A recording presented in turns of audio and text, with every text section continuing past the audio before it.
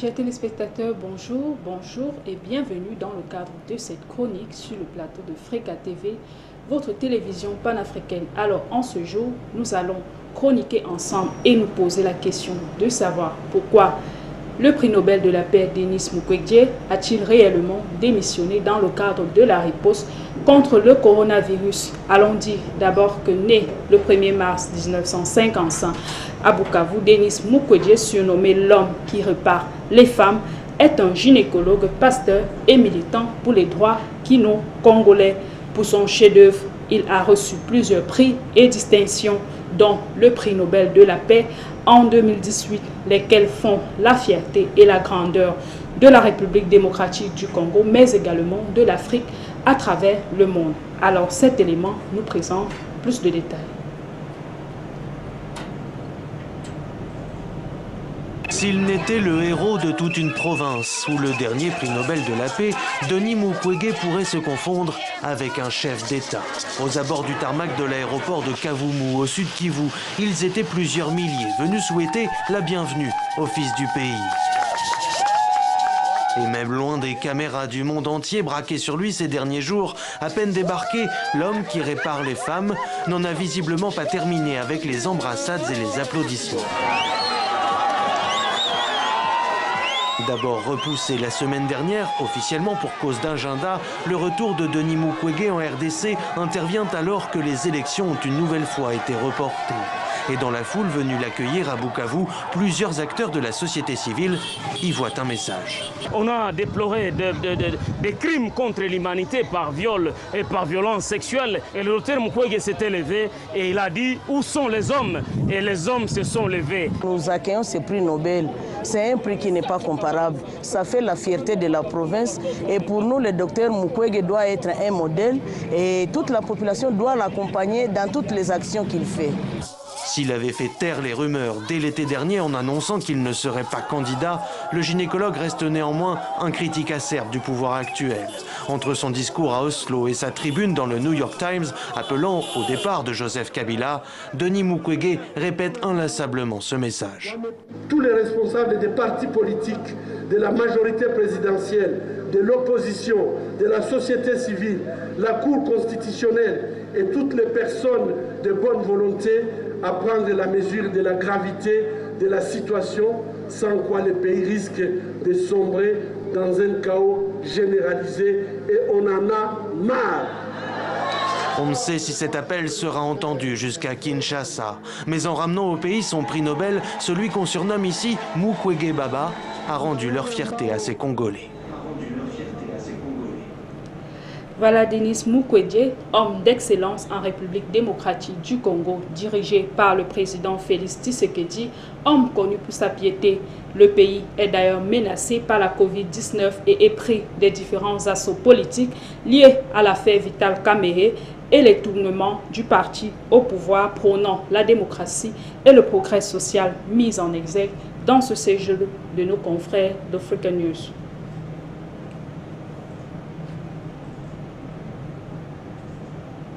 Durant 2 jours, le nouveau juge président du tribunal de Kinshasa, dans le procès de 100 jours, a fait défiler plus d'une vingtaine de témoins. Ministres, anciens ministres, gouverneurs de la Banque centrale, membres du cabinet présidentiel, épouses et filles du prévenu Vital Kamerhe. Le but poursuivi est d'établir ou non la culpabilité des accusés sur 3 chefs d'accusation. Je n'ai ni aucune de mes signatures. Ça m'engage et j'assume. Mais cependant, dans ce domaine ici, celui qui valide le projet, c'est la Direction générale du contrôle des marchés publics. Et je continue à insister que l'avenant en question, c'était un projet. La lettre de la Direction générale du contrôle des marchés publics existe. Elle existe, la lettre existe bel et bien. Il faut d'abord savoir que quand le nouveau président de la République est arrivé, Monsieur le directeur de cabinet a paralysé notre gouvernement. Le marché incriminé ayant été signé avant la prise de fonction de Vital Kamerhe comme directeur de cabinet. Pour un total de 57 millions de dollars, le patron de l'entreprise Samibo a confirmé la perception de cette somme à la base de ce procès. On se pose cette question, est-ce que c'est de la justice ou est-ce que c'est de la politique? Essayons, nous, de regarder les choses comme des juristes, avec nos lunettes de juristes. Et même si les poursuites ont des causes ou des raisons ou des explications politiques, faisons ensemble, magistrats et avocats, que les grands principes de la justice soient respectés et qu'un homme ne puisse être ni poursuivi ni condamné, évidemment, lorsqu'il n'y a aucune preuve valable contre lui. C'est ce que nous espérons faire dire et juger en RDC. Et pour le reste, je vous laisse le soin des commentaires. En ce qui me concerne, je ne jugerai ni les juges, ni les politiques, ni ceux que je défends, ni ceux qui sont peut-être à l'initiative des poursuites, parce que je ne suis pas juge, je suis seulement avocat. Le procès de Vital Kamerhe, directeur de cabinet du chef de l'État, focalise l'attention de l'ensemble de la population. Principal allié du chef de l'État dans la coalition Le Cap pour le changement, Vital Kamerhe continue de plaider son innocence et croit à son acquittement. Voilà, en marge des troubles politiques que traverse la République démocratique du Congo, notamment l'affaire Vital Kamerhe, qui aurait de ce fait écopé de 20 ans de prison. La pandémie de coronavirus a déjà fait en République démocratique du Congo un bilan de 4778 cas jusqu'à ce jour, bien que la population congolaise s'insurge contre l'existence effective de la maladie. Dans cette vidéo, bon nombre manifestent, dénoncent, expriment leur méfiance malgré l'état d'urgence sanitaire, la persistance des violences et les mesures prises par le gouvernement congolais. Le corona n'existe pas. Retournez chez vous, partez d'ici. Ces agents ne sont pas vraiment les bienvenus. Ils sont venus alerter sur les dangers du Covid-19, une mission de sensibilisation en plein cœur du marché de Njili. Ici, la défiance est au plus haut et les activités au ralenti depuis 2 mois à cause de la pandémie. Le commerce ne marche plus, je vends des morceaux de bois, c'est tout ce qu'il me reste. Et maintenant, on nous apprend que la maladie est dans ce pays, mais on ne voit pas la maladie ici. Où sont les corps victimes du coronavirus? Moi-même, j'ai été malade plus de 4 fois durant cette période de coronavirus, mais je me suis traité tout seul à la maison. Et pourtant, en RDC, près de 3000 cas de Covid-19 ont déjà été recensés. Mais dans le marché de Njili, on ne comprend pas l'inquiétude des autorités congolaises. Pourquoi autant de restrictions ? Après tout, avec moins d'une centaine de morts en 2 mois, le Covid-19 est bien loin derrière la rougeole, qui a déjà emporté 6000 personnes dans le pays, ou encore d'Ebola et ses 2253 victimes.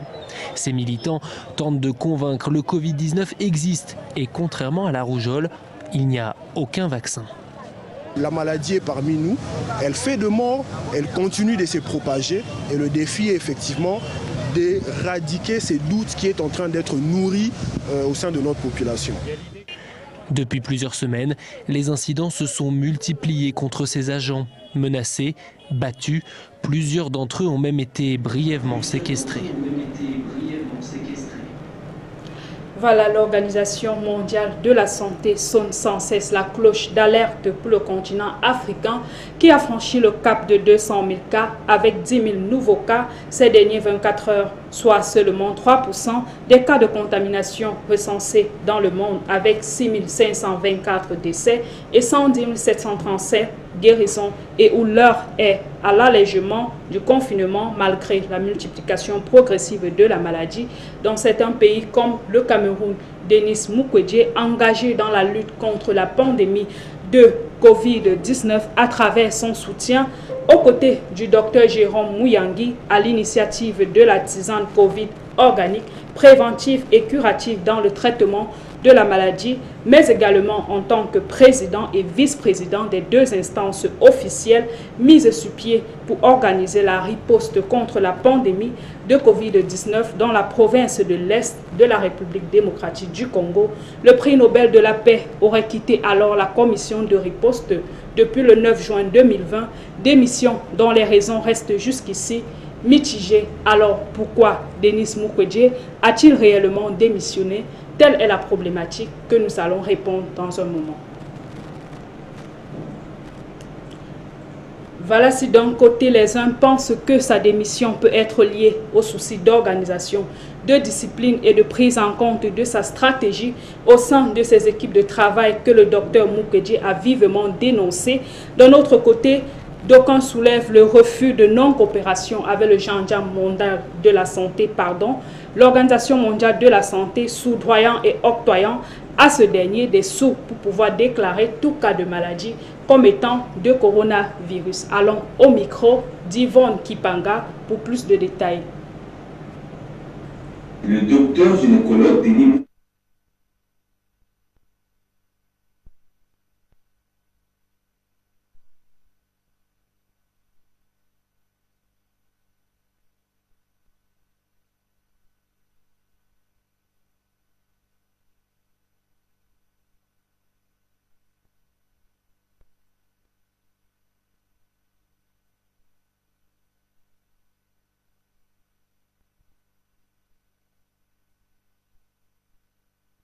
Le docteur gynécologue Denis Mukwege a annoncé ce mercredi 10 juin 2020 sa démission à la commission des ripostes contre le Covid-19 qu'il dirigeait au Sud Kivu.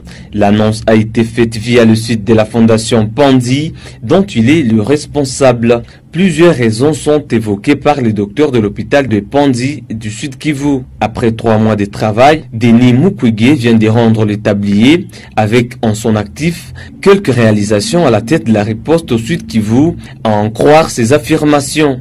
Selon lui, avec l'appui d'experts locaux, nationaux et internationaux, il a réussi à mettre sur pied une stratégie de prévention et de riposte, des actions de prévention et de prise en charge des malades réalisées selon cette stratégie ont permis de contenir la diffusion du coronavirus dans la province pendant plusieurs semaines, affirme-t-il.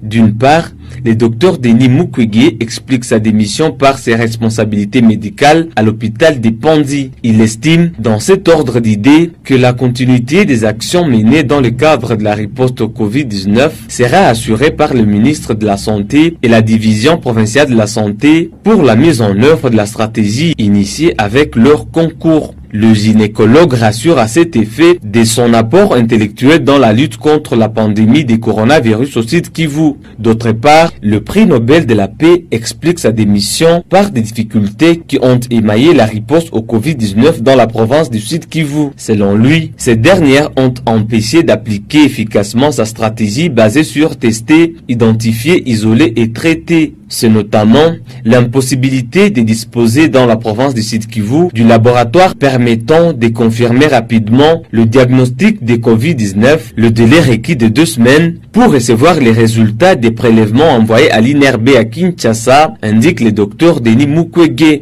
Il dénonce par ailleurs un relâchement des mesures de prévention par la population, un déni des réalités, l'impossibilité de faire respecter les mesures barrières et le retour massif des milliers de Congolais venant des pays voisins sans avoir été mis en quarantaine comme facteur ayant impacté négativement l'efficacité de sa stratégie de prévention. À lui d'ajouter ce qu'il qualifie de faiblesses organisationnelles et des cohérences entre les différentes équipes responsables de la riposte à la pandémie dans le Sud Kivu. Denis Mukwege prévient le début d'une courbe exponentielle épidémiologique d'où l'on ne peut plus appliquer une stratégie qui serait uniquement préventive. Le prix Nobel de la paix Denis Mukwege était nommé au poste de vice-président de la commission multisectorielle et président de la commission santé mise en place pour la riposte contre la pandémie de Covid-19 dans la province du Sud Kivu le 30 mars dernier par le gouverneur Théo Kasingwa Bidje. Pour rappel, au stade actuel, le Sud Kivu compte 89 cas de Covid-19. Elle est ainsi classée à la 3e position des provinces les plus touchées par la pandémie en RDC. La ville de Kinshasa est à la tête d'affiche avec à elle seule 3980 cas. Le Congo central est 2e avec 221 cas confirmés. Depuis le début du Covid-19 en RDC, le cumul des cas est de 4390 dont 96 décès et 565 personnes guéries. Merci Yvonne Kipanga pour ce reportage. Voilà que l'on se situe dans l'un ou dans l'autre cas. Relevons tout de même que le docteur Mukwege, prix Nobel de la paix, a promis de continuer d'apporter sa contribution intellectuelle dans la lutte contre la pandémie de coronavirus qui continue de faire davantage des ravages sur le continent, berceau de l'humanité. Chers téléspectateurs, merci de nous avoir suivis. Bonne suite de programme sur Freka TV.